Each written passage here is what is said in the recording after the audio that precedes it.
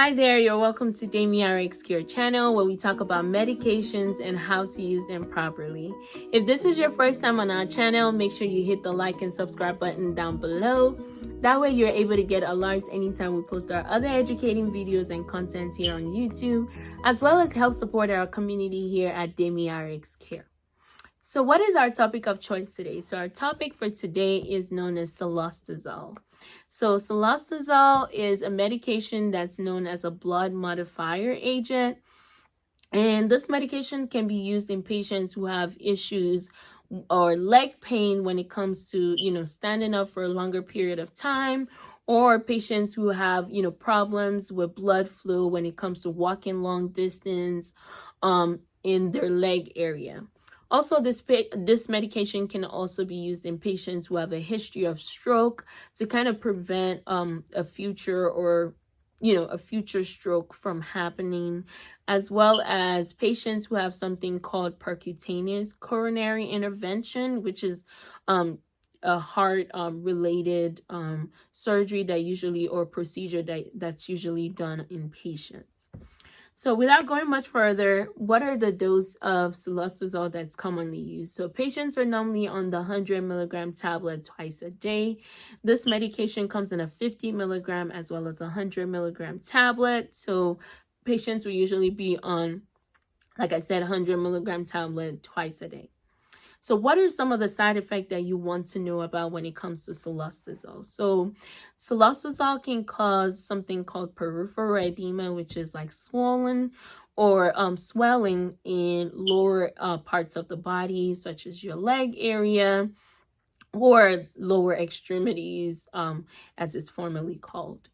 So this medication can also cause abdominal pain. It can cause diarrhea, as well as dizziness. It can cause headache. It can also cause indigestion in some patients. It can cause runny nose, as well as infection or vertigo. So this is a long list of side effects. However, this doesn't happen to every patient, but just in case if it does, these are something to look out for, and you're able to let your doctor know if you start feeling the side effect. That way they can see if they can substitute the medication for another therapy. So what are some serious side effects that you want to reach out to your doctor for right away? So this medication can also cause increased heart rate. So if you start having an increased heart rate or palpitations, you want to make sure that you bring this concern immediately to your doctor. That way they can assess and make sure that if it's the medication or if there's another condition that they need to be treating. All right, this medication can also cause low white blood cells, which are the cells that are in charge of immunity in the body. So that's why I said a side effect of the medication can be infection. So the patient is more prone to have infection because they're having that low white blood cells. This medication can also cause low platelet. So patients can bleed for a longer time than normal. So that's just something to look out for while taking this medication. It can also cause a stomach ulcer. So if you start feeling any strange or abnormal pain in your belly or stomach area, make sure you're reaching out to your doctor. That way they can assess and make sure that this is not an ulcer related condition. Also, it can cause asthma in some patients. So like I said, make sure that you're reaching out to your doctor regarding these serious side effects. So in terms of taking the medication, what do you want to do? So this medication should be taken 30 minutes before or 2 hours after a meal. So you don't want to take it at the same time with your food.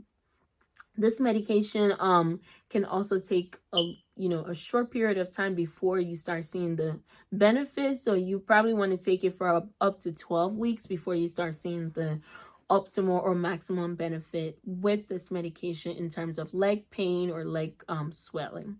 So this medication is not recommended in patients that have a history of heart failure. So this is not a medication of choice. Like I said, patients with heart failure already have an issue with swelling in their lower extremity area. So you don't want to give them a medication that's going to cause more swelling in those areas. All right. So in patients who are also pregnant, this is not a medication that you want to use. This medication may affect the fetus. So this is not commonly prescribed in patients who are pregnant. but sometimes the benefit may outweigh the risk. So this is something you want to carefully discuss with your doctor before taking it while you're pregnant. All right, I hope I was able to help you in terms of what to look out for while taking this medication. Thank you for watching, and please stay tuned.